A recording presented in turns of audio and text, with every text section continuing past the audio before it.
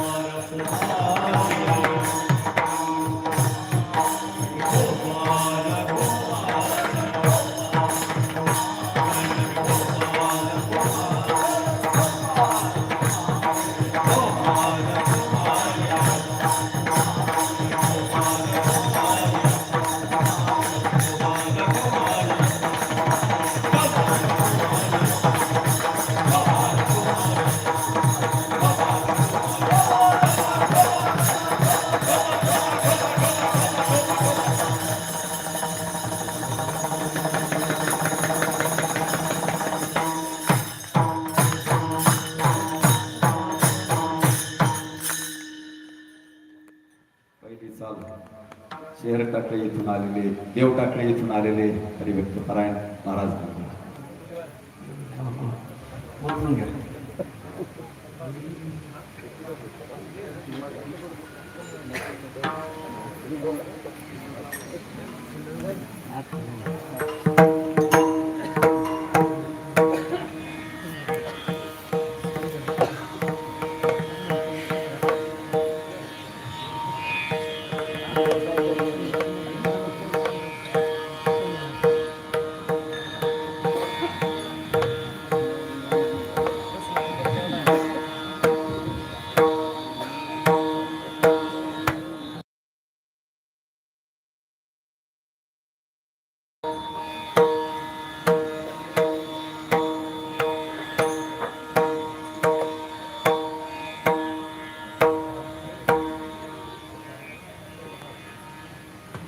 पदकरी पद्धती सवंताळ म्हणून सवंताळवरून बोला.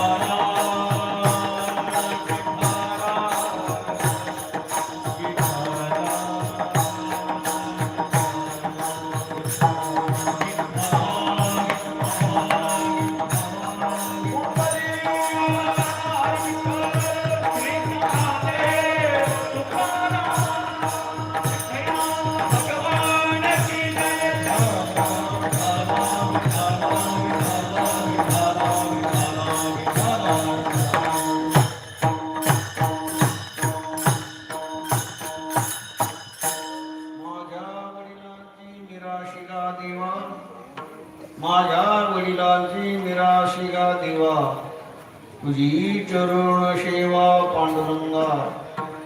उपवास पारणी राखीला दारवंटा, केला भोगवटा आम्हालागी. वंश परंपरा दासमी अंकिता, वंश परंपरा दासमी अंकिता. तुका मोकलिता लाजो कोणा, उपवास पारणी राखीला दारवंटा. पांडुरंगा करू प्रथम पांडुरंगा करू प्रथम पांडुरंगा करू प्रथम पांडुरंगा करू प्रथम हरे चरणा संतासिया हरे चरणा संतासिया हरे चरणा संतासिया.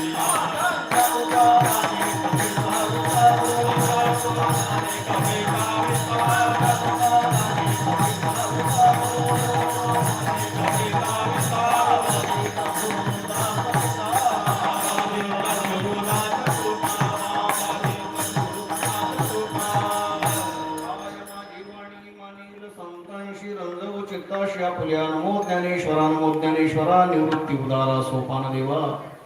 मुक्ताबाई नमो त्रिभुवन पावनी आद्य त्रय जननी देवाची धन्य धन्य कनाथा तुमचे पायी माझा माता. नमो सद्गुरु तुकया ज्ञान दीपा, नमो सद्गुरु सच्चिदानंद रूपा, नमो सद्गुरु भक्त कल्याण मूर्ती, नमो सद्गुरु भास्करा पूर्ण कीर्ती.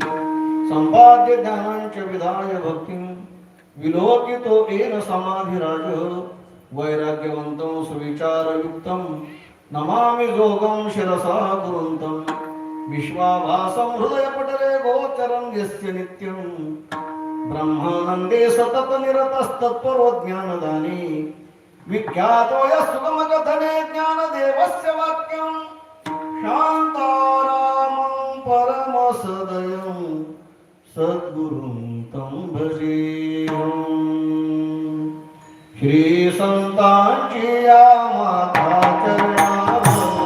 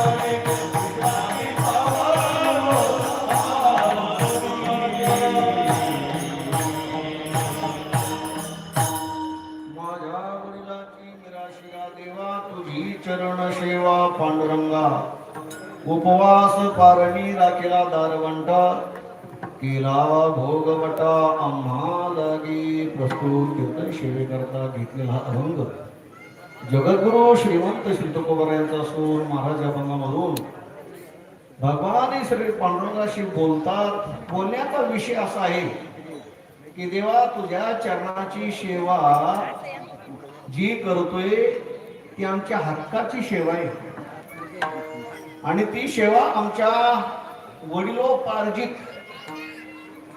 म्हणजे आपण काही इन्स्टिट्यूटचे जे हक्कदार असतो त्या हक्कामध्ये 3 प्रकारचा शब्द प्रयोग असतो. एक स्वकष्टार्जित, एक वडिलार्जित आणि वडिलोपार्जित. महाराज सांगतात की तुझ्या चरणाची सेवा करणं ही आमच्या वाड वडिलांची म्हणजे वडिलोपार्जित अशा प्रकारची ही सेवा आहे. म्हणून माझ्या वडिलांची मिराशी का देवा, मिरास म्हणजे हक्क, तुझी चरण सेवा पांडुरंगा. आमच्या वाड वडिलांनी ही मिरास कशी मिळवली माहितीये? हा सेवेचा हक्क कसा मिळवला माहितीये तुला? अरे त्याच्याकरता कधी त्यांनी उपवास केले, पारण्यावर राहिले. उपवास म्हणजे आपण भगवंताच्या प्राप्ती करता, भगवंताच्या कृपेकरता उपवास करतो. एकादशी, सोमवार, गुरुवार वगैरे त्या त्या देवताच्या प्रसन्नतेकरता आपण उपवास करतो. आमच्या वडिलांनी उपवास केली म्हणजे तुझ्या प्राप्ती करता नाही, त्यांना खायला मिळालंच नाही म्हणून हा उपवासाचा असा दुसरा प्रकार. पारणी, पारणं म्हणजे उपवासाच्या दुसऱ्या दिवशीचं भोजन. त्याच्यात आमचे वाढवले राहिले आणि हा भक्तीचा भोग बटा नाही का. आपण जी इस्टेट उपभोग घेतो तिचा, तर असा शब्द प्रयोग होतो की या इस्टेटीचा भोग वटादार कोण आहे, कोण भोग घेत.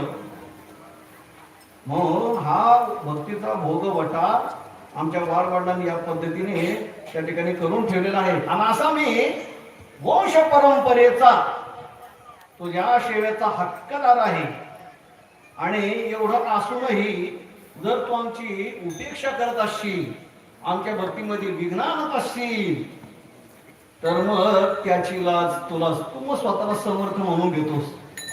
पण समर्थाचे लक्षण नाही, असा कृपणपणा नाही पाहिजे. तू का मोकलिता लाज कोणा, अर्थात ती लाज तुलाच आहे. उपवास पारणी राखीला दारवंटा केला भोगवटा महालागी विठ्ठल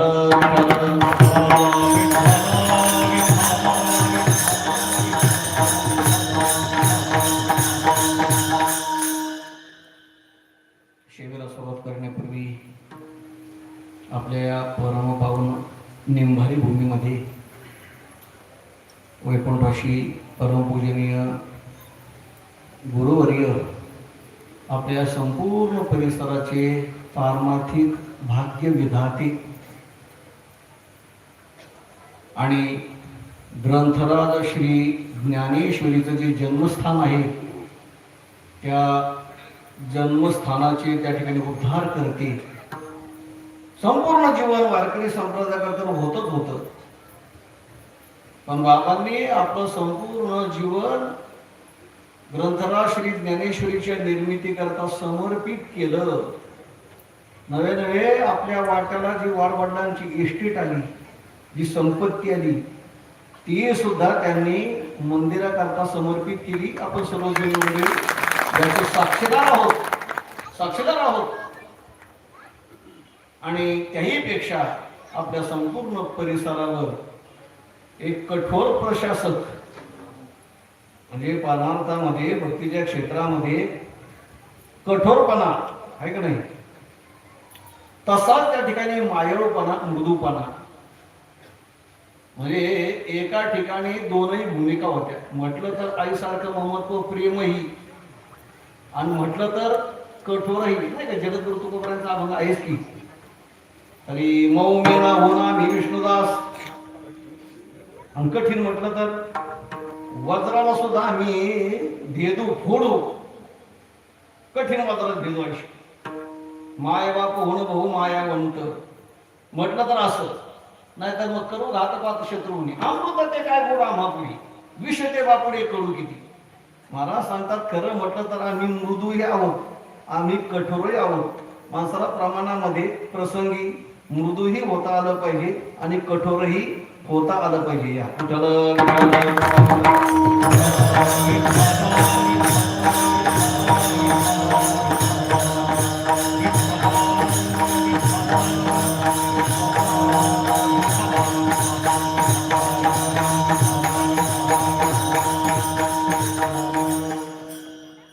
म्हणून एका ठिकाणी मृदत्व म्हणजे आईचं अंतःकरण आणि एका ठिकाणी बापाचं कठोरत्व, प्रशासक कठोरता.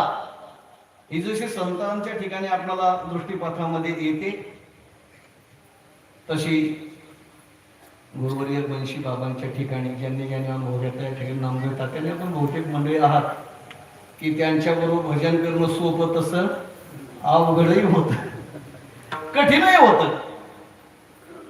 पण बाबांनी संस्कार लावले परमार्थाचे. मग शिवाय सांगितलं महाराजांनी की खरं तर इकडं नदीचा हा काठ आहे, नदीचा परिसर आहे. काढायचं प्यायचं असंच काम होतं. पण बाबांनी या परिसरामध्ये संपूर्ण जीवन समर्पित करून मोठे पारमार्थिक संस्कार त्या ठिकाणी निर्माण केले. ग्रंथराज श्री ज्ञानेश्वरीचं बाबा 700 वर्षाच्या नंतर, 650 वर्षाच्या नंतर हे कार्य झालंय. नंतर 650 वर्ष ज्ञानेश्वरीचं जन्मस्थान तसं म्हटलं तर दुर्लक्षित, उपेक्षित असंच होतं.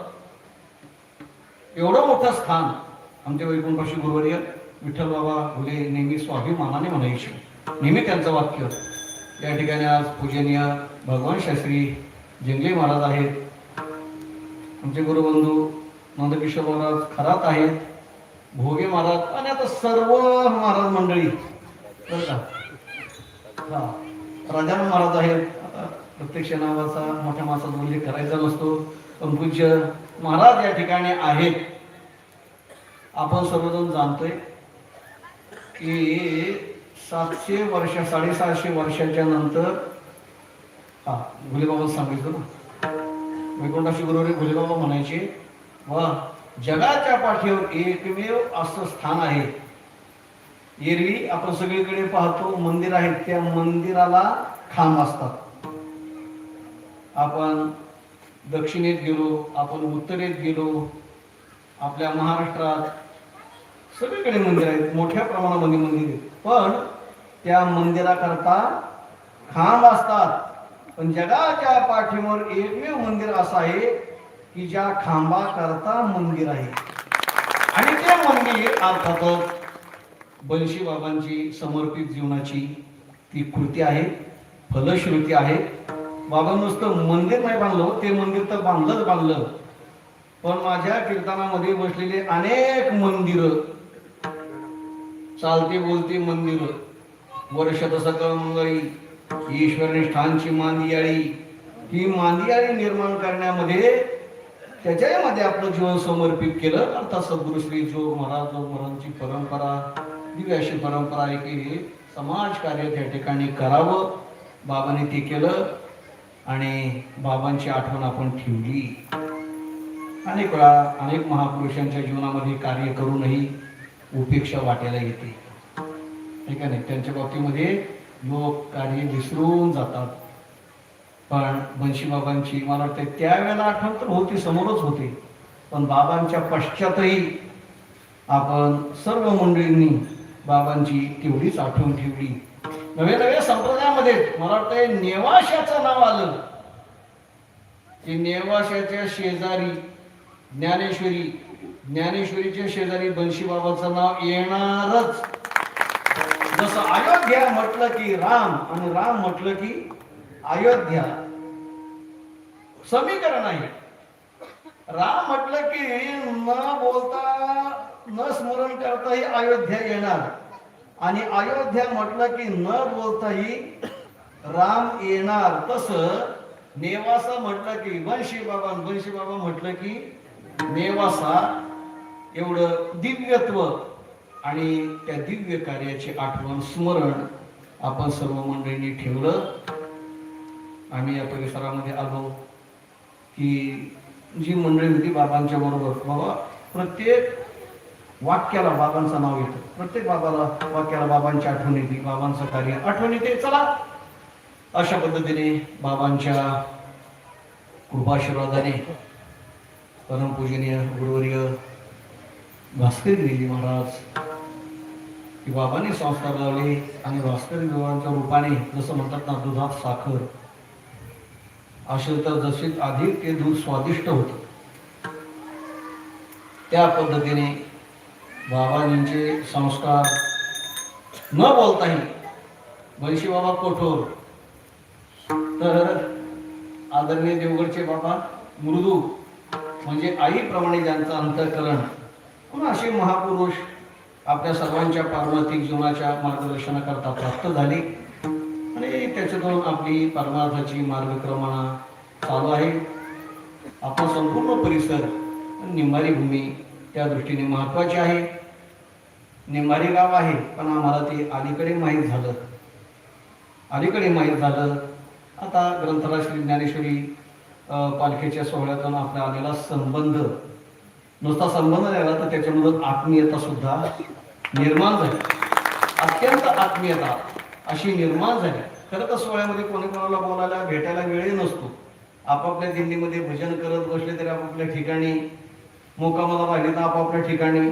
पण कसं देवाच्या संबंधाने विश्वसुवैर्य होतो, कशी आपुलकी वाढते, कोणाला बोलायला बसायला भेटायला वेळ असतो.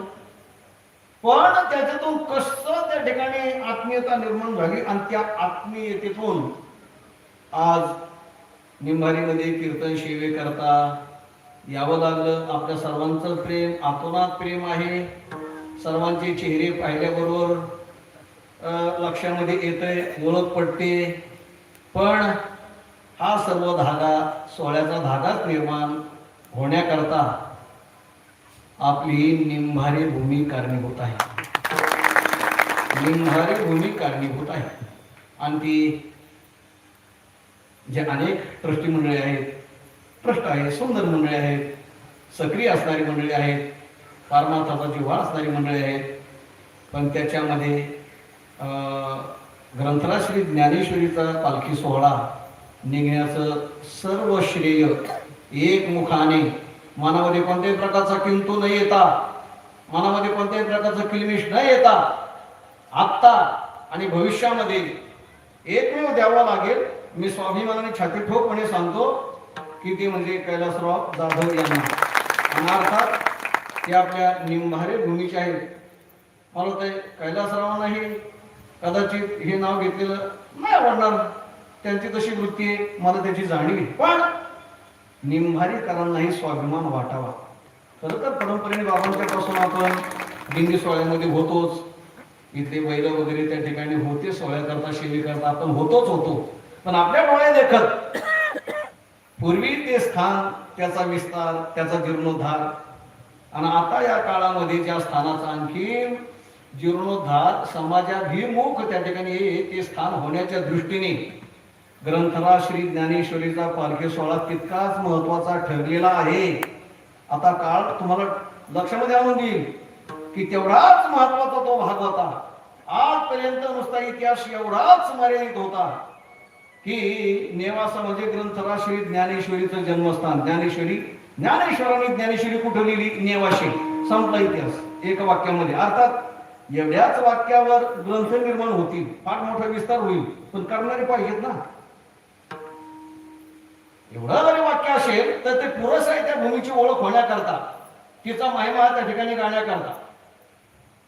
पण तेवढ्या स्वाभिमानाने ते वाक्य घेऊन पुढे त्याचा विस्तार करणारे आत्मीयतेचे माणसंही पाहिजेत. आणि म्हणून ती आत्मीयता आपल्या सर्वांना स्वाभिमानाने व्यक्त करता यावी याच्याकरता कैलासरावांनी फार मोठं योगदान दिलंय. मी पुन्हा नावाचा उच्चार नाही करणार. आपल्या सर्वांनाही आज वर्षेत, आता हे आज किती ती कोणती? चैत्रवद्य द्वितीया तृतीया. आज वर्षी त्या खटपटी चालल्या होत्या. काढायचा नको होय, काढायचा. आम्हाला वाटतंय आपला सत्ता झाल्याच्या नंतर किंवा काहीतरी ते गेले असतील, कुलदेवतेला त्या ठिकाणी नवस केला, पंढरपूरला पांडुरंगाला नवस केला, ज्ञानोबाऱ्यानं नवस केला, आणि हे सर्व एकदम त्यांना पावली बी. देवाला नवस करून नाही ना लवकर पावत. मग आम्ही नवस करतो, काय करावं, नाहीच पावत. आणि पावला नाही तसं ठेवलं.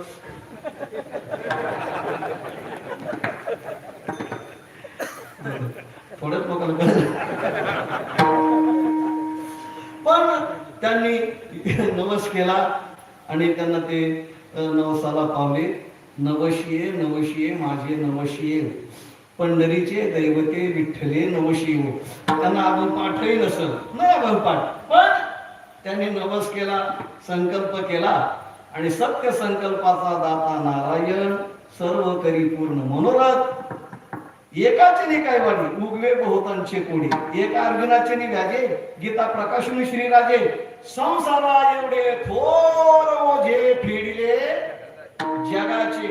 ही ओवी ग्रंथराज श्री ज्ञानेश्वरीचा पालखी सोहळा निघून ही ओवी सार्थ झाली. आणि म्हणून आज मोठ्या आनंदाने या ठिकाणी निंभारीमध्ये आम्ही आलो. आता हे जे दिसतंय ना, हे काय त्यांची संकल्पना, काय त्यांची खटपट असेल, मला म्हणजे टाळकडी आली पाहिजे. म्हटलं आपली बोलायची सोय नाही रे बाबा. आता ज्याचे त्याचे काम उद्योग आहेत, एवढ्या दूर होऊन येणं थोडंसं अडचणीचं असतं. नेहमीच कार्यक्रम चाललेले असतात. पण कैलासरावांनी हे कसा संदीपरावला पिळा दिलांच्या आम्ही दिल्या काय नाही. आमचे चेअरमन आहे सुसरेकर, ही सर्व मंडळी, सुसरेकर मंडळी, देवटाकेकर मंडळी, त्या ठिकाणी भातकुळगावकर मंडळी दिसत आहेत की आले. अर्थात कैलासरावांची धडपड, आपल्या निंबारीकरांचं प्रेम जाणून ही सर्व मंडळी धावपळ करत का विना येथपर्यंत आलेली आहेत, पोहोचलेली आहेत. आणि आता तुम्ही आम्ही खेळीमेळी या न्यायाप्रमाणे आपल्या भविष्यामध्ये त्या ठिकाणी वाटचाल होत राहावी, म्हणून अशा या आनंद उत्सवामध्ये आज सेवा आहे. आणि मला या सर्व अनुषंगाने जे काही बोलायचे, कसं आहे, देव काय सहजासहजी देत नाही. आमचे कर्वे साहेब होते, त्यांनी एक वाक्य सांगितलं, मला शासनाला म्हणावं लागतं, शासनाला भांडावं लागतं, आंदोलन करावे लागतात, मागण्या मागाव्या लागतात. ते म्हणायचे, आई सुद्धा रडल्याशिवाय घेत नाही. आईचं प्रेम नाही का, पण आई सुद्धा रडल्याशिवाय घेत नाही. प्रसंग असा असतो की आईला सुद्धा मुलाने त्या ठिकाणी हक्क दाखवावा लागतो. आपली गरज आईला सुद्धा त्या ठिकाणी दाखवावी लागते. तसं संतांनी भगवान परमात्म्याशी त्या ठिकाणी नातं जोडताना, सेवा करताना त्या ठिकाणी आपण आपल्या सेवेचे कसे हक्कदार आहोत नाही तर उगाच मग गतानुगती केलो की तू करतो म्हणून मी करतो, तू पंढरपूरला निघाला म्हणून मी निघालो. मला कसं काय आले? चांगली गोष्ट आहे की कोणाच्या तरी संगतीमधून कोणाच्या तरी आग्रहाने आपण म्हणत असतो. कीर्तनाकरता कार्यकर्ते म्हणण्याची इच्छा असते, एवढा मोठा मंडप आहे, एवढी मोठी जेवणावळी आहे, भरपूर लोकांनी यावं, भरपूर लोकांनी परमार्थाचा लाभ घ्यावा, अशी स्वतः करणाऱ्या कमिटीची खूप इच्छा असते. आपण एवढे कष्ट, पण काय आहे, कार्यकर्त्यांनाही कळतंय, पण थोडस त्यांचं असं म्हणणं असतं की बाबा चला ते हसायला असलं, लोकांना विनोद असलं की त्याला लोक येतात, त्याला काही विनोद नाही, थोडस लोक येतात. आणि मग इच्छा नसताना सुद्धा सांगतात उद्या कीर्तनाला याल तर हसाल, नाही हसाल. एक पर्यंत कीर्तनाची काय करावं लागते ते करतात, त्याचा हेतू तो असतो. किंवा लोकांनी अधिकाधिकपणे कीर्तनाला यावं, त्यांनी काय करावं, या धर्मार्थ सुखाचा, श्रवण सुखाचा त्या ठिकाणी आनंद घ्यावा, लाभ घ्यावा. बहुतेक लोक कोणाच्या तरी आग्रहाने मग चला कीर्तनाला म्हणतात. आमची काही तशी इच्छा नव्हती, पण मित्र म्हटलं बाबा चल, इकडं तर आपण काय तंबाखू चोळत तर बसणार आहे, पाचा पडत थोकणार आहे, त्यापेक्षा चल कीर्तनाला तेवढाच लाभ आहे. कीर्तनकार म्हणजे सांगत असतात बाबा कीर्तनाला जर आलं तर त्या ठिकाणी आयुष्य वाढतं, जेवढं आपलं सगळं आयुष्य नियत आयुष्य गेलं असतं कपाळावर, त्याच्यापेक्षा कथेमध्ये जर आपण कीर्तनामध्ये गेलो, कोणाची 2 तास 10 मिनिटं, 1 तास 80 मिनिटं, असं काय काय जर असेल, 1 तास 80 मिनिटं नसतं नाही का, 2 तास 20 मिनिटं, तर अशापणे त्या कथेमधला लाभ होतो. कथेची वेळेची आज्ञा नाही, सदा काळ गणना करी आयुष्याची, कथेची वेळेची आज्ञा नाही. आता कोणाचं 60 वर्ष आयुष्य असेल, सटवीन गेलेले नियत आयुष्य, आणि त्या 60 वर्षामध्ये बेरीज होती. कोणती बेरीज होती? जेवढे आपण कीर्तन ऐकली, जेवढा आपण कीर्तनामध्ये भजनामध्ये काळ जातो, वेळ जातो, मग काय करतो तो काळ, तो वेळ. आता आपण आज 1.5 तास जर ऐकला असेल तर मग 60 वर्ष 1.5 तास, पुन्हा 1.5 तासाचं कीर्तन ऐकलं की पुन्हा 60 तास, 60 वर्ष 3 तास, म्हणजे असं वाढत वाढत वाढत वाढत जातं. डॉक्टर नाही वाढवत, असं ते आयुष्य काय होतं, वाढत वाढत वाढत वाढत जातं. म्हणून जास्तीत जास्त वेळ आपण कुठे गेला पाहिजे, कथेमध्ये गेला पाहिजे, कीर्तनामध्ये गेला पाहिजे, नामचिंतनामध्ये गेला पाहिजे. तुकोबारांचे शब्द आहेत, त्याला कोण नकार देऊ शकतो? कथेची वेळेची आज्ञा नाही. मला हे सांगायचंय की बाबा भगवंताची जी सेवा आहे, जी भक्ती उपासना आहे, ठीक आहे, कोणाच्या तरी आग्रहाने व्हावी तशी गरज आहे.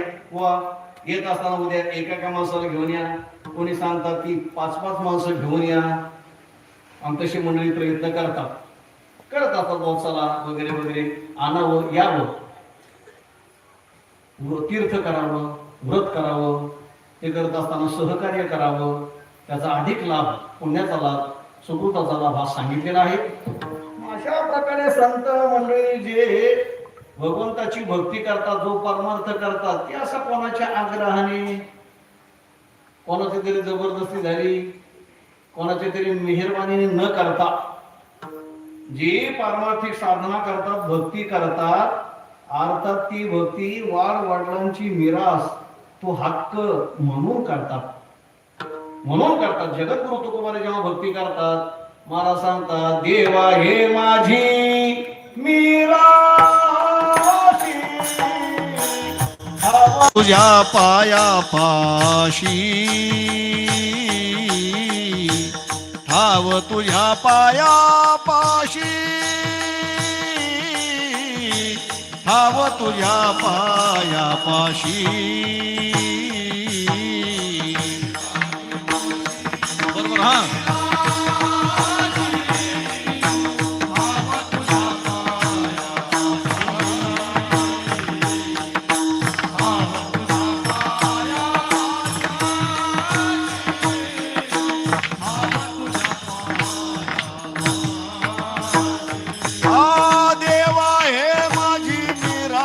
ठाव तुझ्या पाया पाशी, याचा धरीन अभिमान, करीना फुले कीर्तना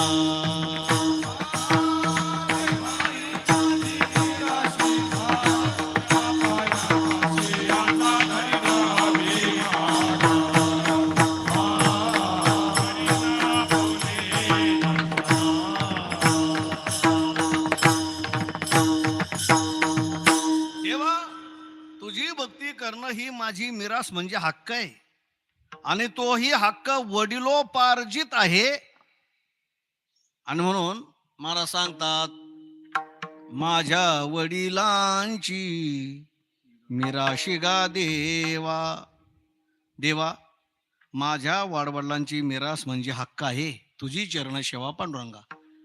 आता या चरणाचा अर्थ आपण पाहतोय की महाराज सांगतात की देवा, तुझ्या चरणाची सेवा करणं ही माझ्या वाडवडिलांची मिरास आहे, हक्क आहे.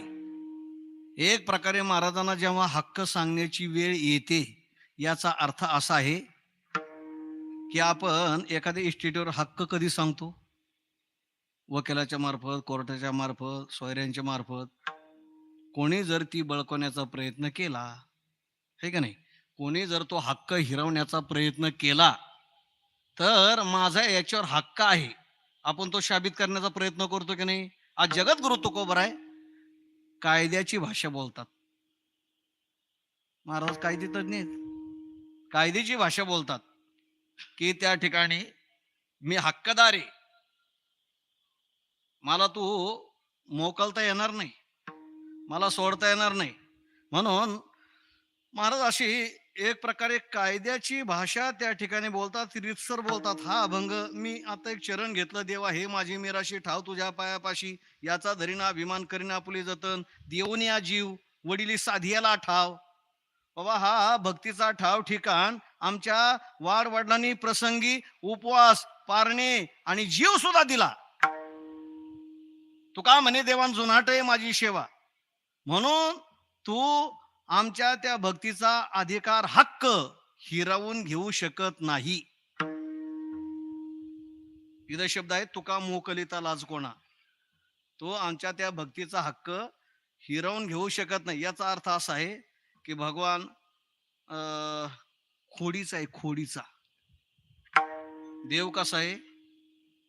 खोडीचा आहे. देव कसा आहे? कपटी आहे, कपटी. तुम्ही महाराज हे काही नास्तिक लोकांनी बोललं तर ठीक आहे, जे देवाला मानत नाहीत, ठीक आहे नाही, त्या लोकांनी देवाबद्दल कपटी, खोडीचा असं म्हटलं तर मान्य आहे. आम्हाला वाटलं तुम्ही चुकून बोलले काय नु, आम्हाला वाटलं तुमचं डोकं फिरलं काय नु. चुकून नाही बोललो आणि माझं डोकंही नाही फिरलं, माझं डोकं तुमच्याकडेच आहे. डोकं तुमच्याकडे, आमच्याकडे डोकं ठेवून तुम्ही काय म्हणता देवाला? कपटी. तुम्ही देवाला काय म्हणता? खोडीचा. आता मी कशाला म्हणू? कीर्तनकाराला फक्त ज्ञानोबराय तुकोबरायांच्या शब्दाचा अनुवाद करायचा असतो. कीर्तनकारांनी मनाचं काही बोलायचं. हा, मग कीर्तनकाराला जर तुम्ही म्हटले ना, महाराज काय म्हणून तुम्ही देवाला कपटी म्हणता, हा का खोडीचा म्हणता, मग आपल्याला काय करावं लागतं? कोणी जर प्रश्न विचारला, उगा आता कीर्तनामध्ये विचारत नाही, आपली ती पद्धती म्हणून आमचं चालतंय. कीर्तनकाराचं काय म्हणून चालतंय, इथं आपली पद्धती नाही. नाही नाही बाबा, गादीला काही बोलायचं, हा जे बाबा सांगतील, बाबा महाराज सांगतील ना, ते गुपचूप काय करायचं, ऐकून घ्यायचं. म्हणून चाललंय, जेव्हा श्रोते जागे होतील ना, वा काय चाललंय, अभंग कशाला घेतला, कशाला घेतला नाही, कोणता घेतला, जेव्हा विचारतील ना, तेव्हा महाराज खरं तर जसा काळ बदलतो असा काळ बदलला पाहिजे, माझी ती इच्छा आहे. खरं तर कीर्तनाची वेळ 7 ते 9 असते. 15 मिनिटं लवकर कीर्तन संपवून आपलं पाऊण 2 तास कीर्तन करून 15 मिनिटं शिल्लक ठेवून प्रश्नोत्तरा करता ते 15 मिनिटं राखीव पाहिजेत. खरं तर 15 मिनिटं कशा करता पाहिजेत? प्रश्न उत्तरा करता. वा अभंगामध्ये एक शब्द असा आहे, मग त्या शब्दाचा अर्थ तुम्ही का सांगितला नाही, त्याचं विवेचन असं कसं केलं, असं काहीतरी प्रश्नोत्तर. म्हणजे आडमुठेपणाने नाही. तर खरं खरं आपलं काही संप्रदायाच्या दृष्टीने, ज्ञानाच्या, त्या अभंगाच्या ज्ञानाच्या दृष्टीने, भर पडण्याच्या दृष्टीने म्हणतोय. उगच कीर्तनकाला अडवण्याकरता बी नाही. तसं हेतू नाही माझ्या बोलण्याचा, पण कुठंतरी श्रोत्याची आणि वक्त्याची नाळ ही जोडली पाहिजे. नाही तर ऐकलं आणि झटकलं आणि फटकलं, एवढ्या पुरतं मर्यादित नाही पाहिजे. तशी सध्याची अवस्था आहे. चला बाबा, त्या ठिकाणी भक्ती परमार्थ हा कुडी. तुम्ही म्हणाल तुम्ही देवाला कपटी का म्हणता, कुडी का म्हणता? तुकोबारा सांगता, तुझं लागली एक खोडी पांडुरंगा बहु कुडी. आता इथं काय आहे, तुझं लागली एक खोडी, तू लय खोडीच आहे. आणि कुडी म्हणजे कपटी. कधी महाराज बोलतात, जेव्हा छत्रपती शिवाजी महाराजांना पाठवला, आहे का नाही, राजचिन्ह वैभव पाठवलं, आनंद व्हायला पाहिजे होतं का नाही महाराजांना? महाराजांनी शिवाजी महाराजांना नाही बोलले, त्या सेवकांना नाही बोलले. महाराजांनी सुरुवातच केली त्या प्रकरणाची. दिवट्या छत्री घोडे हे तो बऱ्यात न पडे. हे पंढराया, मला या ठिकाणी कशाला गोवतोस?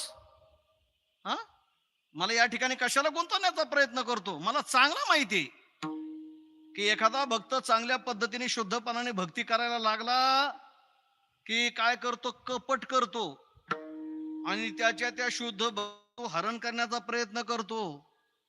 असंच आहे. खर तर भक्त मोठा पिटा करून भगवंताची भक्ती शुद्धपणाने करता येईल तेवढ्या प्रमाणामध्ये करतात. आणि मग विघ्न कोण आणतं? ऐका, जेव्हा विघ्न येतात ना भक्ताच्या भक्तीमध्ये, भक्ताच्या जीवनामध्ये जे काही विघ्न आहेत, जे काही संकट आहेत, ऐका की ज्याच्यापासून तो भक्त शुद्ध भक्तीपासून च्युत होऊ शकतो, ती भक्ती सोडून माळ काढून वारी बंद करून तो वा मार्गाला जाण्यापर्यंत प्रकार घडलेले आहेत. कोण करतंय? मग त्या संकट येण्यामध्ये दोन प्रकार आहेत, एक मानव निर्मित आणि ईश निर्मित. जेव्हा त्या ठिकाणी संतांचा छळ झाला ना, ज्ञानोबरांचा छळ आपण सांगतो ऐकतो, तुकोबरांचा छळ आपण सांगतो ऐको, सर्व संतांचा, हरिभक्ताचा आणि देशभक्तांचा छळ झालेलाच आहे. ज्यांनी खरी सच्ची भक्ती केली त्यांच्या वाट्याला उपेक्षाच आली, त्यांच्या वाट्याला लोकांची टीका निंदाच आली, त्यांच्या वाट्याला बहिष्कारच आला. मग ते देशभक्त असो की हरिभक्त असो, त्यांच्या वाट्याला उपेक्षाच आली. ही कोणी आणली? मग माझा दावा असा आहे की मानव निर्मित लोकांनी काही संकट आणली. आता लोक कसे आहेत हो? सर्व लोक शुद्ध आहेत काय? अरे भक्ताचा महिमा भक्तची जाणती. ज्ञानोबा आहे तुकोबारा सारख्या भक्तांचा महिमा, त्यांची भक्ती करण्याकरता भक्त पाहिजेत ना. पंडिताला तो कळत नसतो. तुकोबारांच्या वेळेला भक्त नव्हते, पंडित होते, म्हणून तुकोबारांच्या भक्तीमध्ये त्यांना दोष दिसले. भक्ताचा महिमा भक्तची जाणती. पंडिताला त्या ठिकाणी भक्ताचा महिमा कळत नाही. तो पंडित आहे, तो पंडित आहे, तो विद्वान आहे. विद्वानाला त्या ठिकाणी भक्ती नाही कळत. तो भक्त असेलच असं काही नाही. विद्वान आहेत, शब्दज्ञानी आहेत, कोणी आणखीन काय काय असतील, पण महाराज ते भक्त नाहीत. आणि भक्त नसल्या कारणाने त्यांना खरे भक्त किंवा त्या भक्ताची चाललेली भक्ती ही कळत नाही. त्याच्यामध्ये त्यांना दंभ दिसू शकतो, त्यांना त्याच्यामध्ये मानपान दिसू शकतो. मग लोक कसे आहेत? लोक असे आहेत, लोक विषयासक्त आहेत, लोक बहिर्मुख आहेत. आणि असे बहिर्मुख लोक भक्तावर संकट आणतात. कशी संकट आणतात? आता त्याच्याकरता आपल्याला जावं लागेल चिरंजीव पदामध्ये. एकनाथ महाराजांचा 42वाचा ग्रंथ आहे, त्याला म्हणतात चिरंजीव पद. आणि मग त्या चिरंजीव पदामध्ये 5 विषय जे आहेत ते अवश्य साधका नाडीती, म्हणून लागोनी दी प्रीती कवनीरित्या ऐकपा. पुढे ऐका मग, जेणे धरीला शुद्ध परमार्थ त्याशी जनमान हा अनर्थ. जो शुद्ध परमार्थ करू लागला त्याच्याकरता जनमान म्हणजे लोकमान हा अनर्थ सांगितलेला आहे. आज माझ्या सहित सर्वजण जे भक्तीच्या क्षेत्रामध्ये आहेत, आमचं असं चाललंय की जेणेकरून लौकिक वाढेल, समाज मान मान्यता मिळेल.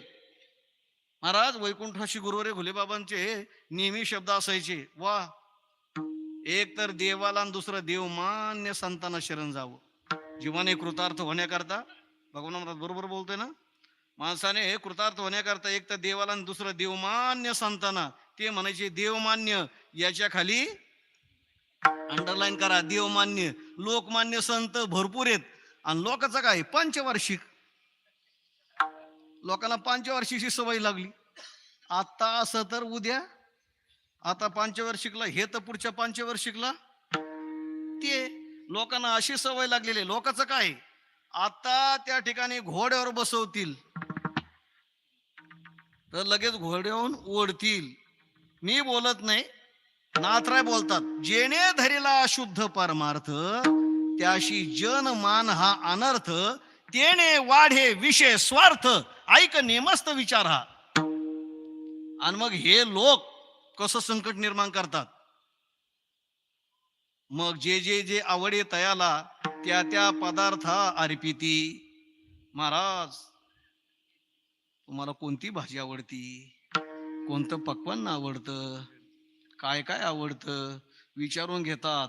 तुमच्या आवडीचं काय करायचं, बरं ठीक आहे विचारावं, आवडीचं करतात. बरं खावं, खाल्ल्याच्या नंतर परत ध्यान ठेवावं का, विसरून जावं ना. नाही नाही नाही नाही, मग परत फोन करतात, तुमच्या घरची भाजी खूपच सुंदर झाली. ते म्हणतात परत खायला या, परत खायला या. हे परत गेले, परत म्हणले भाजी सुंदर झाली, परत खायला या, परत खायला या. आता पुढं कशाला बोलू. जे जे आवडे त्या त्या पदार्थ अर्पिती असं गोडी करिता, घडी न विसंबे धरी ममता, मग गंध विषय उडिता होय तत्वता त्या कायसा आवड मन चंदन बुका केशर विलेपन आयशे पाचही विषय जाण जडले सन्माने करुनी. आणि मग पुढची ओवी आता अत्यंत महत्वाची ऐका. मग जे जे जन वंदिती त्याची त्याची निंदा करीती. आलं ना. अगोदर त्या ठिकाणी लोक म्हणती उद्धरावया हा हरीचा अवतार, आम्हाला गी झाला स्थिर. बाबा बाबा बाबा, एखाद्या महाराजाला पण असं म्हणतात, तुमच्या आम्हाला तुम्ही ज्ञानेश्वर महाराज सारखीच दिसतात. कोणाला म्हणतील तुकाराम महाराज सारखीच दिसतात. काय असे गमतीचे लोक आहेत. कोणाला तुकाराम महाराज करून ठेवतील तर कोणाला ज्ञानेश्वर महाराज करून ठेवतील. एखाद्याचा थोडासा शांत स्वभाव असला की त्याला, आता गुरुवर्य मारुती बाबांना त्या ठिकाणी ते पद शोभतं, पण एखाद्याचं थोडस त्या ठिकाणी. तुम्हाला गंमत सांगू बरं का, काही काही लोकांना आमचा स्वभाव माहित नसल्यामुळे आम्हाला म्हणतात शांती ब्रह्म. म्हणलं शांती ब्रह्म, खरंच महाराजांना विचारलं तर सांगतील मग कसे शांती ब्रह्म. आम्ही एका ठिकाणी राहिलेलो तरी येत. मी हसायला लागलो. आम्हाला म्हणते तुम्ही लय शांत मूर्तीत. म्हणलं शांत, जोपर्यंत आमच्या शेपटावर पाय पडत नाही तोपर्यंत आम्ही शांत आहेत. एकदा शेपटावर पाय पडला तर मग कुई कुई. अरे काय करावं, लोक त्या ठिकाणी अशा पद्धतीने एवढं हरभऱ्याच्या झाडावर चढवून ठेवतात. मग जे जे जनवंदिती त्याची त्याची निंदा करीती, परी अनुतापन उपजे चित्ती ममता निश्चिती पूजकांची. म्हणाल विवेकी जो आहे त्याशी जनमान करील काय. पुढे नाथ महाराज काय बोलतात, हे बोलणे मूर्खाचे पाहे जया चाड आहे मानाची. ज्याने शुद्धपणे परमार्थाचा मार्ग धरला, मार्गक्रमण करतोय ना, त्याशी जनमान हा अनर्थ सांगितलेला आहे. घोटाळ्यात पाडणारा ती जनमान्यता आहे, लोकमान्यता आहे. महाराज ऋषीमुनी काही वेडे होते का. अरे तरी काने न ते होते मागे ऋषी, जिया जनाशी दुराविले, जिया जनाशी दुराविले. मागे ऋषी जिया जनाशी दुराविले, जिया जनाशी दुराविले. तरी का होते मागे ऋषी जिया जनाशी दुराविले.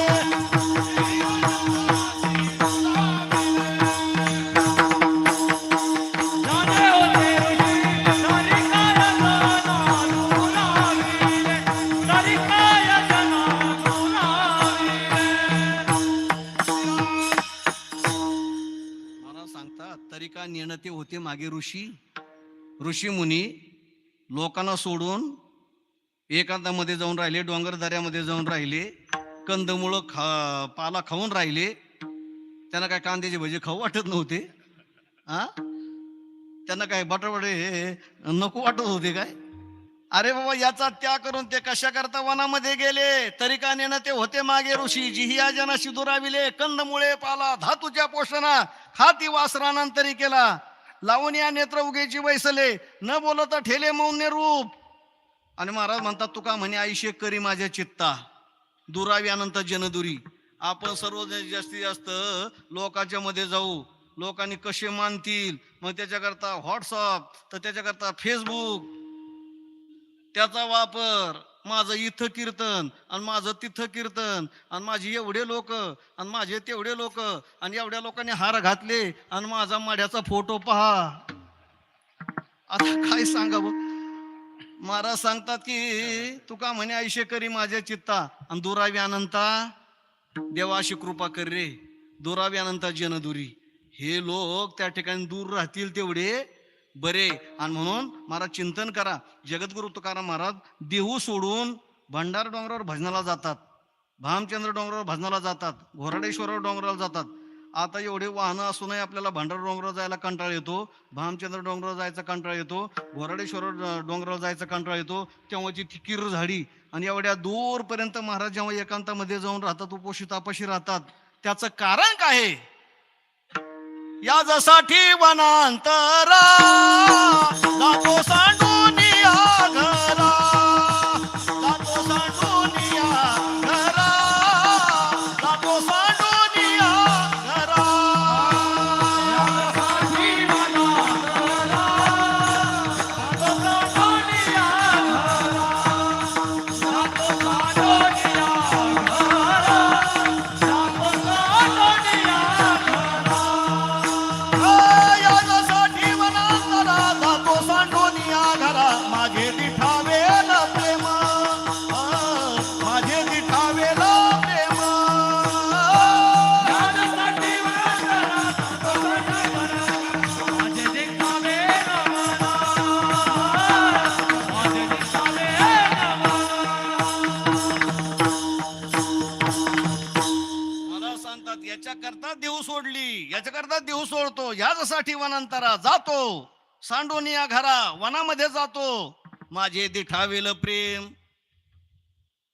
दृष्ट लागेल. महाराज आपल्या भक्तिविषयक प्रेमाला कोणाची दृष्ट नाही लागली पाहिजे. भगवान सांगतात, तयाचे दिठीचा झणे कळंकू लागेल तुझ्या प्रेमा. अर्जुना सावध राहा, सावध राहा. लय म्हणू नको, माझं तुझ्यावर लय प्रेमन, माझं कृष्णावर लय प्रेमन, माझं कृष्णावर लय प्रेमन, माझं कृष्णावर लय प्रेम. जी चांगली वस्तू असते, जो चांगला पदार्थ असतो, ना मिळता पदार्थ असतो, त्याच्यावर हावऱ्या माणसाची काय होते? दृष्ट लागते. हावरट असतो ना, हावरट, त्या हावरट माणसाची काय होते? दृष्ट लागते. म्हणून काही लोक कोणाच्या समोर भोजन करत नाहीत, कोणाच्या समोर भोजन करत नाहीत. जो पतित आहे, नपुंसक, कुत्रा, त्याच्या समोर भोजन करू नये म्हणून शास्त्राचं वचन आहे. सदाचार मकरंदामध्ये ते आहे.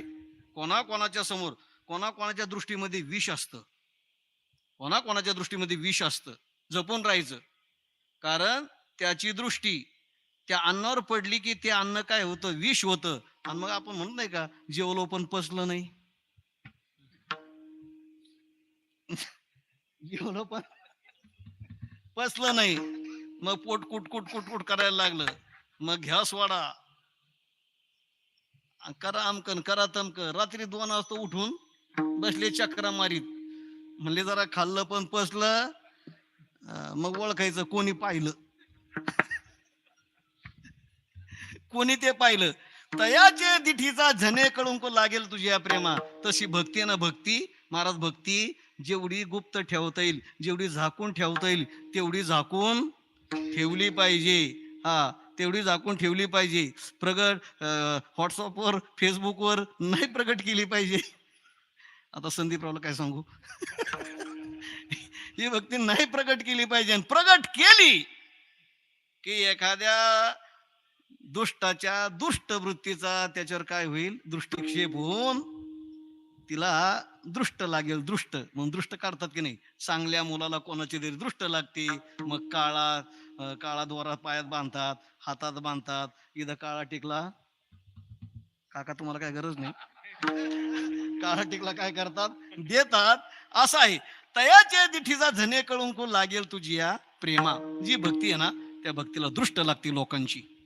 म्हणून मला सांगतात की तू दृष्ट लागू नये म्हणून यासाठी वनंतरा जातो सांडून या घरा. मी याच्याकरता विस्तार केलाय की त्या ठिकाणी लोकनिर्मित संकट, मानव निर्मित संकट हे अशा पद्धतीने आणतात लोक. मग पाचही विषयाच्या ठिकाणी बरोबर त्या साधकाला काय करतात, अडकवतात. आणि जे पाया पडत होते मग पुन्हा तेच काय म्हणतात, 5 वर्षांनी फसलो फसलो. अगोदर नाही डोळे उघडे का? तुम्ही फसले आणि त्याला फसवलं. ऐका मंडळी, अशा पद्धतीने त्याशी जन्मान हा अनर्थ भरपूर त्या ठिकाणी लोक कसे आहेत, जन हे सुखाचे दिल्या घेतल्याचे अंतकाळीचे नाही कोणी. मग अशा पद्धतीने जन कसं आहे, दुतोंडी आहे, कसं वागलं तरी नाव ठेवतात.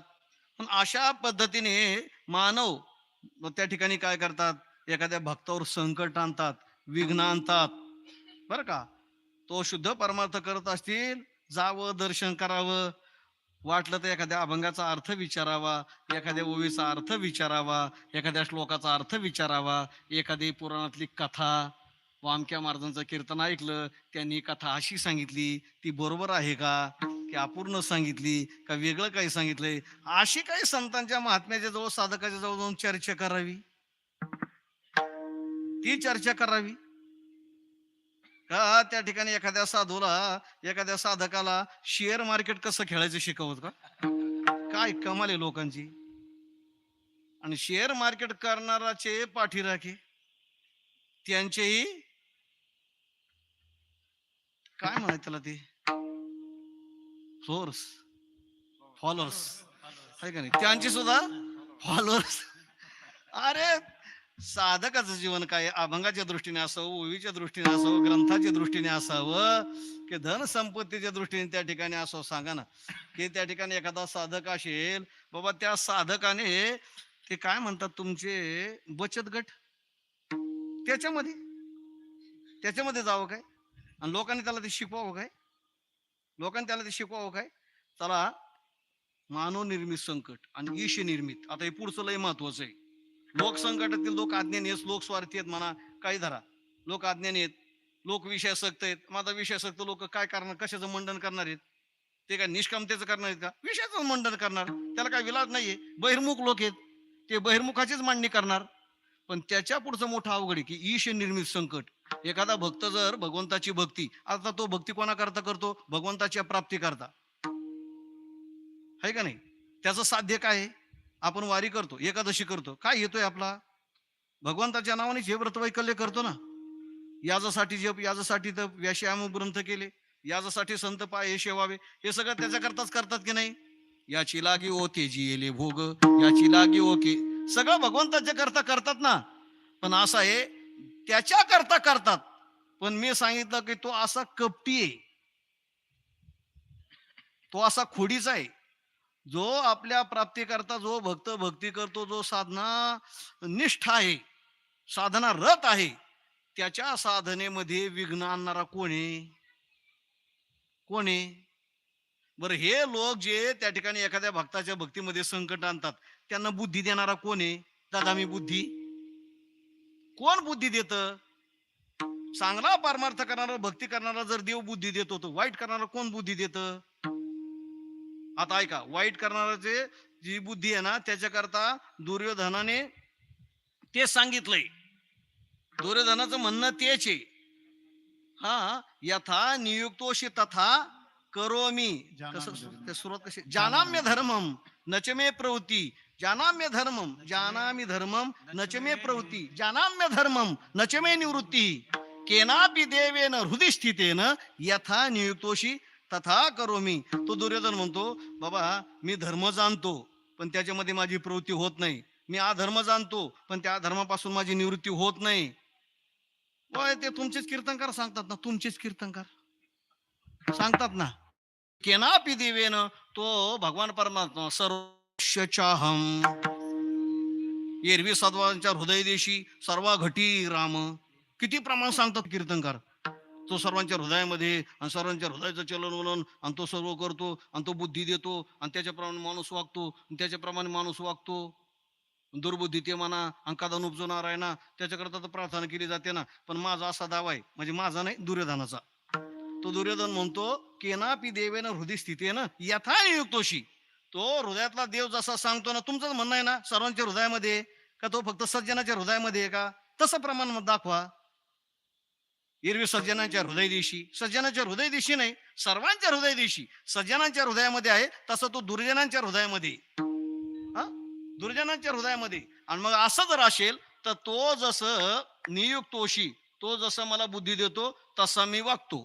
मला कोणी बोलायचं यथा नियुक्तोशी तथा करू मी. मला हे सांगायचंय की वारी करणारा बुद्धी देणारा कोण आहे. आता आपण वारी करतो, काही लोकांचे गुडघे दुखतात, त्यांना म्हटलं तुमचं एवढं वय आहे, एवढे गुडघे दुखतात, त्या ठिकाणी कसं चालतं हो. भगवान चालवतो, देव चालवतो.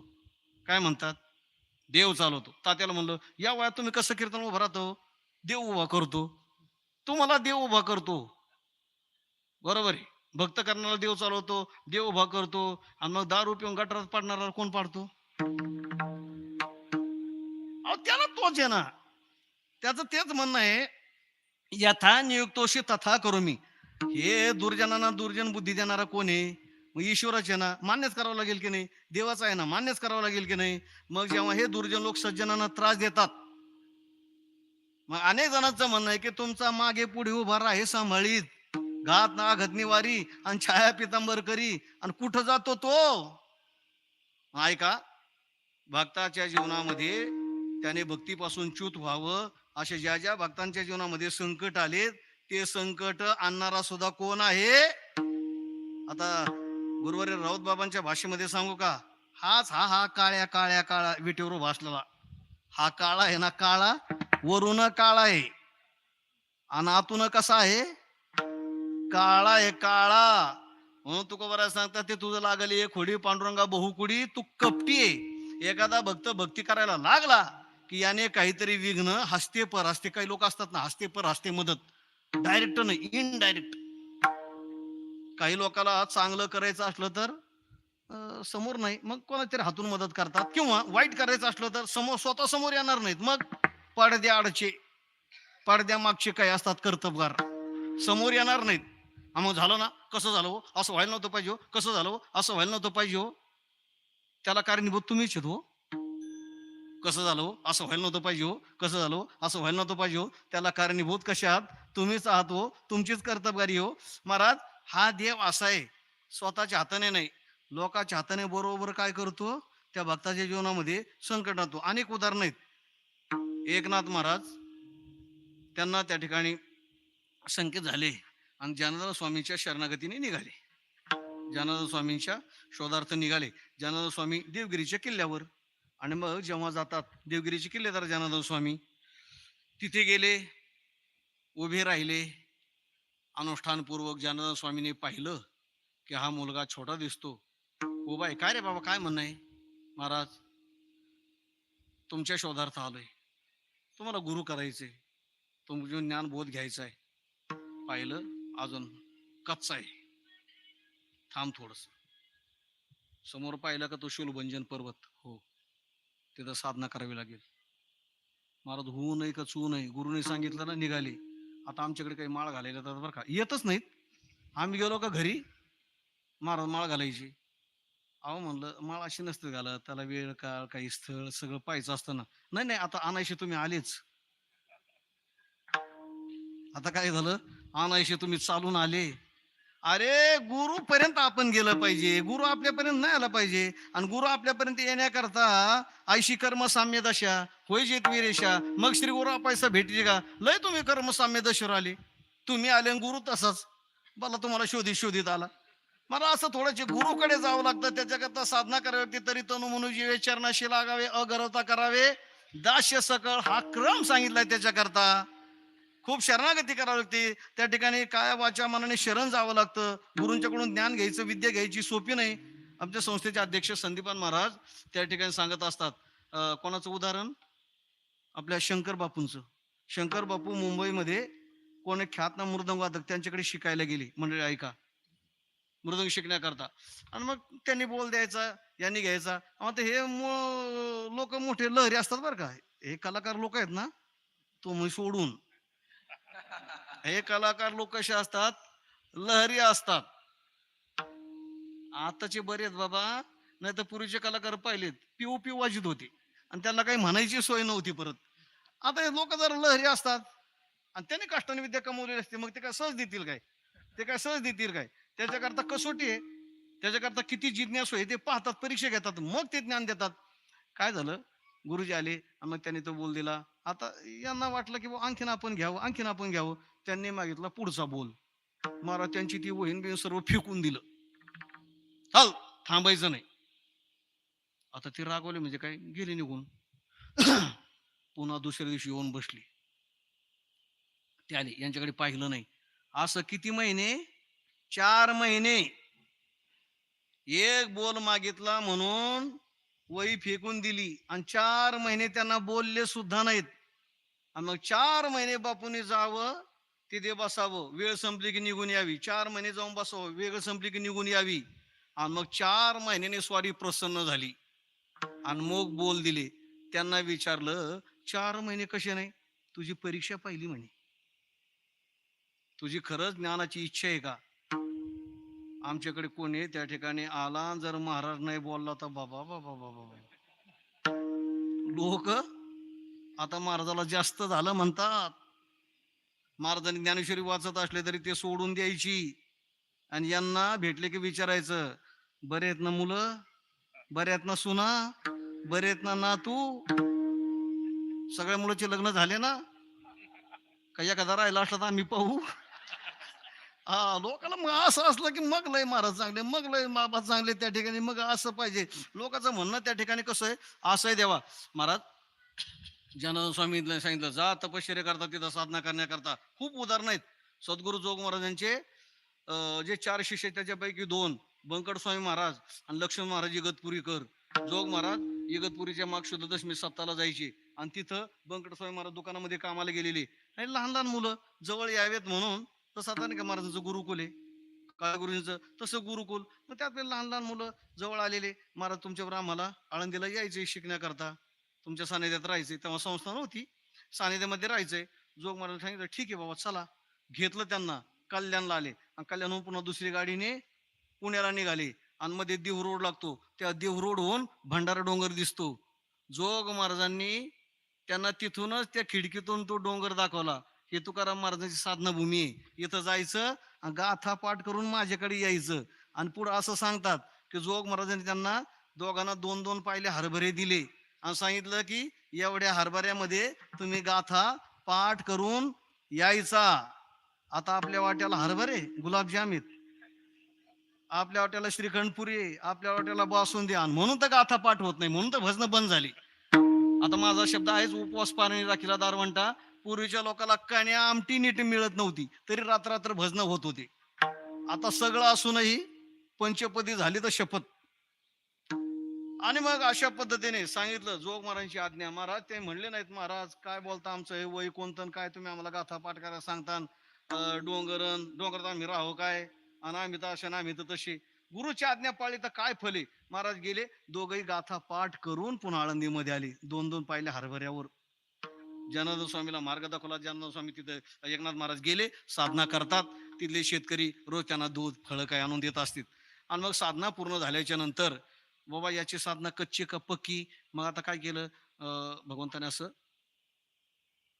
सर्पाचं रूप नाही का, एकनाथ महाराज फोटो आहे की नाही पाठीमाग, असं ते काय असं चित्र काढलेलं नाही मुद्दाम, तर सर्पाचा असा फणा पाठीमाग एकनाथ महाराजांच्या मागे आहे. ती शेतकरी आले, त्याने ते पाहिलं, किंचाळी ठोकली, पळून निघाली. आणि मग नाथ महाराज त्या ध्यानावस्थेतून बाहेर आले. काय झालं, पाठीमागे सर्प. महाराजांना भीती नाही वाटली. अरे ब्रह्मा विष्णू महेश ज्याशी छळावया येती, ब्रह्मा विष्णू महेश ज्याशी छळावया येती, नडळे निष्ठा ज्याची होय एकात्मता भक्ती,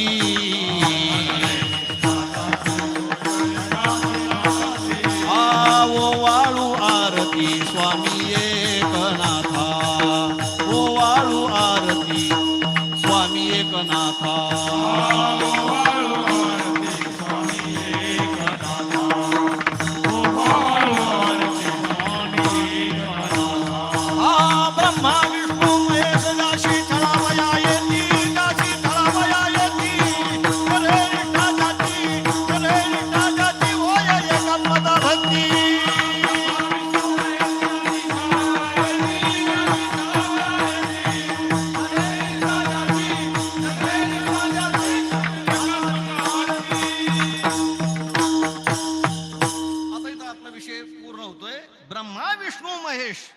एकनाथ महाराज कोणाची तपश्चर्या करत होते, कोणाची साधना करत होते, कोणाच्या आज्ञेने करत होते?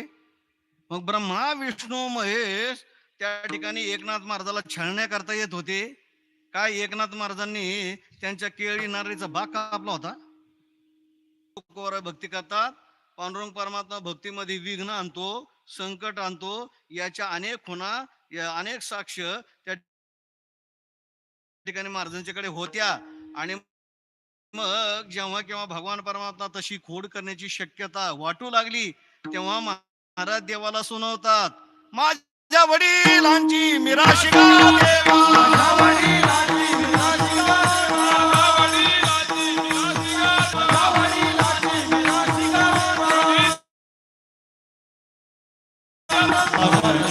बाकीला दारवंठा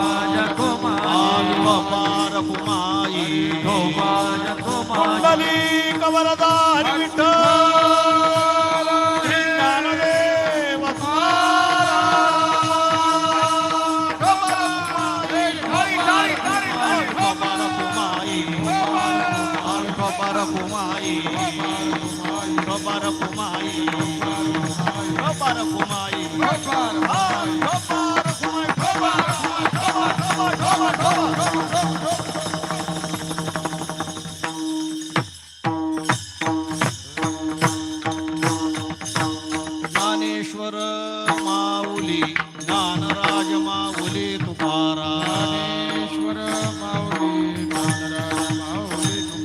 ज्ञानेश्वर माऊली ज्ञानराज माऊली तुकाराम, ज्ञानेश्वर माऊली ज्ञानराज माऊली तुकाराम, ज्ञानेश्वर माऊली ज्ञानराज माऊली तुकाराम,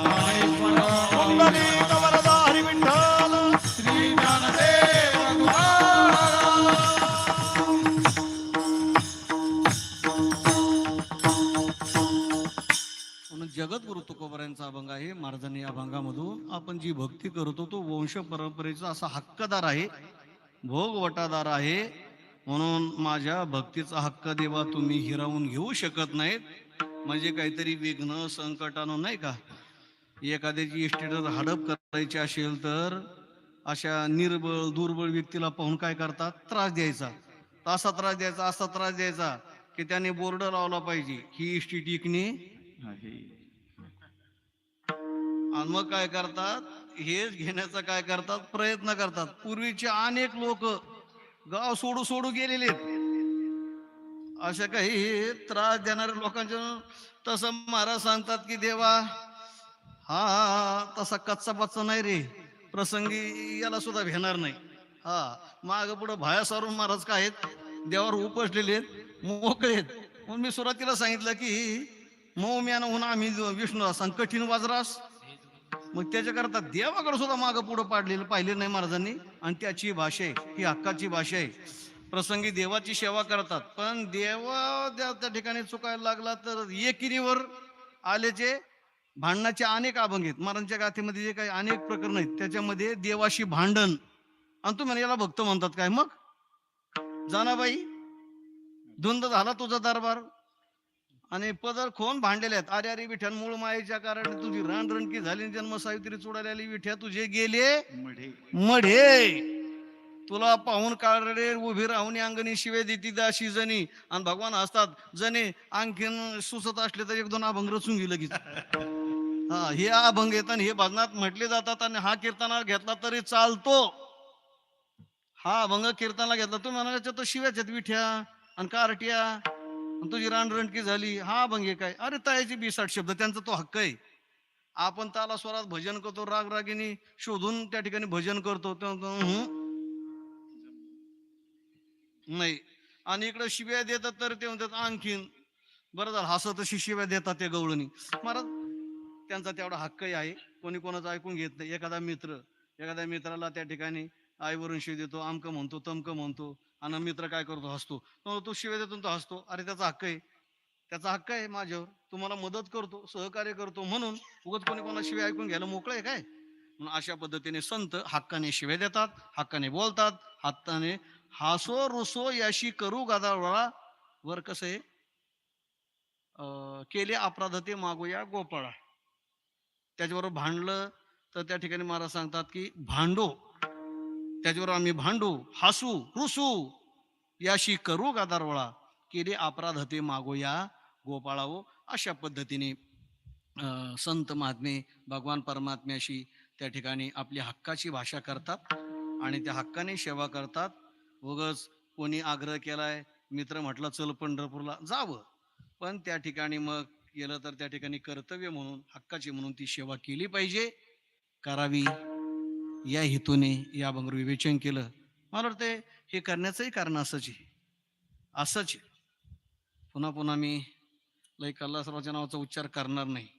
परत केला तर परत काहीतरी बिघडायचं, त्यापेक्षा आपण नाही करत. पण त्याने सांगितलं की वडिलांची इच्छा होती म्हणून थोडंसं याच्यात पडलो, केलं, चांगलं झालं. आपल्या सर्वांना त्या माध्यमातून ग्रंथराज श्री ज्ञानेश्वरी आणि जगाच्या पाठीवर आता एकमेव सोहळा असा आहे की ग्रंथाचा आहे. महाराज तुम्ही शीख संप्रदायामध्ये जा, शीख धर्मामध्ये त्यांच्यामध्ये व्यक्तिगुरु नाही, ग्रंथगुरु. RSS संघटना का टिकू नये, एवढा विरोध असून का टिकू नये, त्याच्यामध्ये व्यक्तिगुरु नाही, मग भगवा ध्वज गुरु आहे. भगवा ध्वज हे का टिकून येत? तसं आपल्याला आता व्यक्ती सोडून नाही तरी आपला वारकरी संप्रदाय व्यक्तिनिष्ठ नाहीये. या संप्रदायाची कोणी व्यक्ती मालक नाहीये. जरी आपण ज्ञानोबा तुकाराम भजन करतो तो गौरव आहे त्यांच्या कार्याचा, त्यांनी केलेला कार्याचा तो गौरव म्हणून आपण भजन करतो, कृतज्ञता म्हणून. हा संप्रदाय मागून आली वाट सिद्ध ओळीची तैशी असा हा संप्रदाय अनादिकाळचा आहे. असा तो संप्रदाय आहे. त्याच्यामुळं या संप्रदायामध्ये व्यक्तिपूजा म्हणून नाहीये. तुम्ही आम्ही केवळ निमित्त मात्र आहेत. आपल्यासारखे अनेक येतील जातील, हा संप्रदाय गजगतीने चालूच आहे. म्हणून त्या दृष्टीने माझ्या वडिलांची मिराशिका देवा या हेतूने आपणाला निवासभूमी ग्रंथराज श्री ज्ञानेश्वरीची सेवा ही करावी लागणार आहे. आपल्या वाडवडिलांनी केली, परंपरेने केली. आपल्या वाडवडिलांनी त्या ठिकाणी त्या स्थानाचं जतन केलंय ना. देवण्याची उडली साधीला ठाव, मग त्याच पद्धतीने आपणाला सुद्धा चालावं लागणार आहे. कर्तव्य भावनेतून मोठ्या निष्ठेने हो त्या ठिकाणी आमच्या भूमीच्या त्या ठिकाणी माणसाने त्याच्याकरता योगदान दिलं, त्याच्याकरता अट्टास धरला म्हणूनही ती सेवा होती. अशा पद्धतीने त्या ठिकाणी आपल्याला मोठ्या अट्टासाने चालावं लागणार आहे. म्हणून एक आदरभाव व्यक्त करण्याकरता म्हणून या ठिकाणी हा भंग मी सेवेकरता घेतला. सेवा पूर्ण करतो. त्या ठिकाणी पुन्हा पुन्हा ग्रंथराज श्री ज्ञानेश्वरीच्या पालखी सोहळ्याच्या संबंधाने येते. आपण सर्वजण त्याच्याकरता जबाबदार आहात. हस्ते परहस्ते त्या सोहळ्याच्या उत्कर्षाकरता आपल्या सर्वांचा सद्भाव कारणी यावा. प्रत्यक्ष उपस्थित राहा, नाही राहिले तर अन्नदानाच्या रूपाने त्याच्यामध्ये जे जातात त्यांना सहकार्य करा, कोणालाही करा. नाहीतर त्या ठिकाणी आपले नगरला लोक असतात, इथून तिथून लोक असतात, त्यांना त्या ठिकाणी सोहळ्यामध्ये सहभागी होण्याचं शिकवा. कोणत्याही प्रकाराने आपण त्याच्यामध्ये योगदान द्यावं, किंवा नाही तर आपण सद्भाव तरी ठेवावा. तो सोहळा व्यवस्थित त्या ठिकाणी चालावा, विघ्न संकटाचा चालावा, याच्याकरता आपण जप करावा. अशा कोणत्याही प्रकाराने आपण त्या सोहळ्याच्या उत्कर्षाकरता आपलं योगदान आपण देऊ शकतो, दिलं पाहिजे असा अट्टाहास आहे. आणि आम्ही जेव्हा नेवासा परिसरामध्ये येतो, नेवासा म्हटलं की ग्रंथराज श्री ज्ञानेश्वरीचं आम्हाला ध्यान होतं. म्हणून या सोहळ्याकरता ग्रंथराज श्री ज्ञानेश्वरीचं जन्मस्थान श्री क्षेत्र नेवासा बंशीबाबांनी जो ट्रस्ट निर्माण केला, श्री ज्ञानेश्वर महाराज संस्थान ट्रस्ट मंडळी अध्यक्ष आणि सर्व सदस्य मंडळी त्याच्याकरता अविरत प्रयत्न करतातच. त्याच्यामध्ये मुख्य त्या ठिकाणी संप्रदायाची धोरा त्या ठिकाणी सांभाळणारी देवीदास महाराज ही सर्व मंडळी आणि त्याचबरोबर माझ्यासमोर ही बसलेली सर्व मंडळी, भगवान महाराज असतील, या ठिकाणी खरात महाराज असतील. आता या सर्व मंडळीची खूप धडपड, खूप तळमळ, त्याला यश आलंय. ऐका, योग आलाय, पण क्षेमही तसा झाला पाहिजे. असं काय आपण उड्या मारायचं काम नाही की पहिल्या वेळेस असा सोहळा झाला ना, असा झाला ना, असा झाला. त्याच्यामध्ये अनेक संकट विघ्न येऊ शकतात. आत्ता खरी जबाबदारी वाढली, पहिल्या वर्षी जबाबदारी खरी नव्हती. आता इथून पुढचा भार शांतपणे सजग राहून, डोळ्यात तेल घालून, एकदम डोक्यावर बर्फ ठेवून त्या ठिकाणी पुढची वाटचाल शांतपणे गजगतीने करावी लागणार आहे. बस एवढं झालं तर मग तो सोहळा यशस्वी. आता इथून पुढचे 4-5 वर्ष लय जबाबदारीचे. मग एकदा वाट चालली की मग रुळली वाट, मग काय काळजी नाही. पण 4-5 वर्ष मात्र आपल्या सर्वांना एकदम शांतपणे गजगतीने त्या ठिकाणी उत्कर्ष करता वाट पाहावी लागणार आहे. म्हणून आज या सेवेकरता आपण सर्व ग्रामस्थ मंडळी, परिसरातली अनेक मंडळी, गावची मंडळी आली असतील, सगळी महाराज मंडळी आहेत. आता हे भोगे महाराज वगैरे सर्व मंडळी या ठिकाणी आहेत. बालभक्त टाळकरी मंडळी आहेत मोठ्या बहुसंख्येने, म्हणजे मंडप भरून मंडपाच्याही बाहेर लोक आहेत. मोठ्या प्रमाणामध्ये अन्नदान आहे. या सगळ्या गोष्टी ऐकल्यात. त्याचप्रमाणे आज ज्या कैलास भाऊंच्या आग्रहामुळं आमची सुसरेकर मंडळी, देव टाकळीकर मंडळी, त्यांचं म्हणणं की हे खेळ वगैरे, आता हे खेळ पंढरपूरला फडकऱ्यांच्याकडेच आहेत. आम्ही बालपणात तिथं राहिलो आणि म्हणून तर सोहळ्यामध्ये आग्रह धरला. म्हणलं आम्ही काय दिंडीवाले नाहीत, 40 वर्ष चाललोय. अनेक जण म्हणले तुमची दिंडी नाही बाबा, आम्ही आपली एकटेच वारकरी. आणि तसं दिंडी करण्यासारखे माझ्याकडे सर्व सामुग्री असून दिंडी केलेली नव्हती, हे ध्यानात ठेवा. माझ्याकडे टाळकरी होते माझ्या हक्काचे, म्हटलं तर लोक मदत करणारी आहेत. आम्ही शताब्दी महोत्सव केले किंवा सप्ताह होतात, मदत करणारे लोक आहेत. पण दिंडी करावी असं मनात सुद्धा आलेलं नव्हतं. आग्रह केला तरी नामदेवरायांचा मी प्रमुख मानकरी आहे. नामदेवरायांचा सोहळा त्या ठिकाणी पंढरपूर ते आळंदी काढण्याकरता खटपट केली, त्याला यश आलं. सुसरेकर मंडळी आहेत या ठिकाणी, आमचे व्यवस्थापक रामजी चेअरमन आहेत सुसरेकर, या सर्वांना हा इतिहास सगळं माहिती आहे. पण बाबा ती खटपट न करण्याची आमची वृत्ती. पण काय ज्ञानेश्वरीने आता या मोहन घातलं, पूजनीय राऊत बाबांचं ऐकावं लागलं. ते तिकडं करायचं, इकडं कोणी करायचं, काही का अशा त्या ठिकाणी त्यांचं ऐकावं लागलं. खरात महाराजांनी अत्यंत आग्रहाने आमच्या परस्पर तुमची दिंडी असणार म्हणून जाहीरही करून टाकलं. चला, अशा सगळ्या हेतूने आपण सर्वजण ज्ञानेश्वरीच्या संबंधाने एकत्र आलेलो आहोत, एवढं ध्यानामध्ये ठेवा. आपण सर्वजण आता मुख्यमंत्री काय म्हणले तेवढं सांगा. ज्ञानेश्वरीला कवटाळून त्या ठिकाणी राहायचं. काय नाही, मुख्यमंत्र्याकडे जेव्हा गेलो, मुख्यमंत्र्यांनी कार्यवाही व्हावी असा शरद मारलाय. होईल त्यांचं काय, आता येतील तेव्हा आपण त्यांना खरं म्हणू ना. आपण तर काय कमी आहेत त्या ठिकाणी, येईल त्यांचं बी. आल्याच्या नंतर आपण ज्यांनी दिलं त्याला तर मानावंच लागल चांगलं, पण तो पण नाही म्हणायचा. हो, असं म्हणून मंत्री महोदयाच्या भेटी झाल्या, सर्वांची भेटी झाल्या. आता सगळं आपल्याला तुम्हाला माहिती आहे, तुमच्यापर्यंत आलंय, येत राहणार आहे. त्याचा अभ्यास करा. फक्त एकच, आपण सर्वजण ज्ञानेश्वरीच्या संबंधाने आपण आहोत. आता ग्रंथराज श्री ज्ञानेश्वरीचं भजन मोठ्या भक्तिभावाने करा. मला तात्याने सांगितलं की आता आम्ही रोज भजन करायला लागलो. या नेवासा परिसरामध्ये असा एक दिवस यावा की संपूर्ण तालुका भजनाच्या कीर्तनाच्या शेवटी ग्रंथराज श्री ज्ञानेश्वरीचं भजन म्हणेल. एक विशेषणाचा उच्चार करायचा आणि आपण सर्वांनी पाठीमागे ते हे माय ज्ञानेश्वरी एवढ्या साध्या पद्धतीने त्या ठिकाणी आपण मागे म्हणायचंय. दागिनता घेता ठेवा. हरी ब्रह्म साम्राज्य दीपिका, ब्रह्म साम्राज्य दीपिका, ब्रह्मानंद लहरी,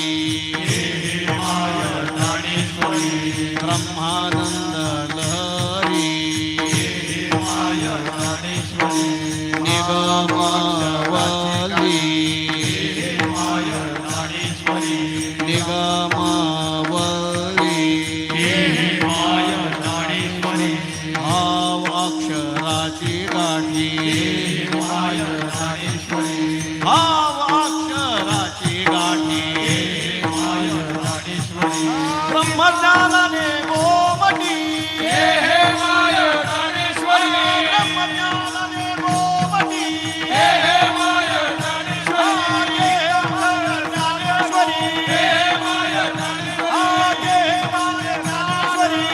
माय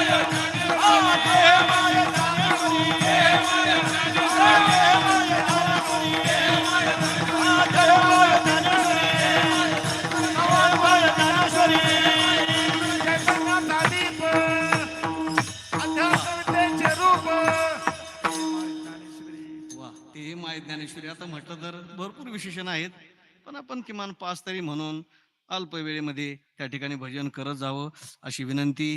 आता काय झालं, पहिली चाल देव टाकळीकराच्या नावाने सुश्रेकरांनी म्हणली, आता सुश्रेकराच्या नावाने देव टाकळीकर म्हणा. बोला लोक. हरी हरी वंश परम परा दासनी अंकिता. बोला वंश परंपरा दासनी अंकिता.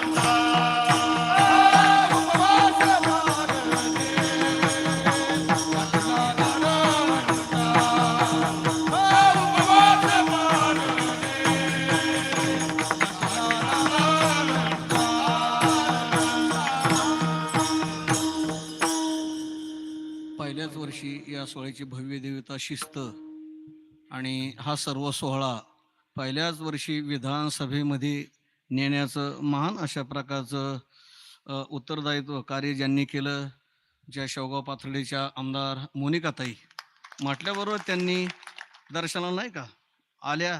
आम्ही सहज म्हटलं या दिंडीला एकदा आल्या, एकदा त्यांनी शब्द दिला की आल्या. पोलिसाची जरा व्यवस्था नव्हती, लगेच फोन करून ती व्यवस्था. आणि विधानसभेमध्ये अधिवेशन जेव्हा सुरू झालं, संदीप करायला एक ताईला फोन. आता म्हणलं काय केला, आणि त्यांनी लगेच लक्षवेधी मांडली सुद्धा. त्याला फार महत्व असतं. विधानसभेमध्ये आमदारांनी म्हणणं मांडणं बुवा या सोहळ्याला व्यवस्था मिळावी, तो धागा झाला. मग आपल्या तालुक्याचे आमदार विठ्ठलराव लंगे यांनी लक्ष घातलं. त्या दिवशी आम्ही पण जेव्हा मुंबईला गेलो त्यांनी लक्ष घालून ते म्हणले आता आमची जबाबदारी आहे. आणि कीर्तनाच्या अगोदर आपले तरुण तडफदार आपले उदयनजी गडाख साहेब त्यांनी फोन केला की महाराज तुमचा अनेक वेळा भेटायचं पण भेट होत नाही, पण या वर्षी सर्व सोहळ्याची जरा जाहिरात म्हणा किंवा स्वागत वगैरे मोठ्या प्रमाणामध्ये आपण करू, भरपूर वेळ आहे. म्हणजे अशा सर्वांनी सर्व नेते मंडळींनी त्या ठिकाणी मनावर घेतलेलं आहे. हे विशेष आहे. आता एक जबाबदारी फक्त आपली कोणती, आपण फक्त बरोबर निघायचंय. निघायचं का? निघायचं का म्हणा ना. आम्हाला कशाला विचारता? माझ्या वडिलांची आणि वंश परंपरा. आता एवढा अभंग पाठ करा तोपर्यंत, म्हणजे जरा तुमच्या अंगात काय म्हणतो तुकोबाराच्या शब्दाने जरा बळ येईन बळ. हरी विठ्ठल जय जय विठ्ठल, जय जय विठ्ठल जय जय विठ्ठल, जय जय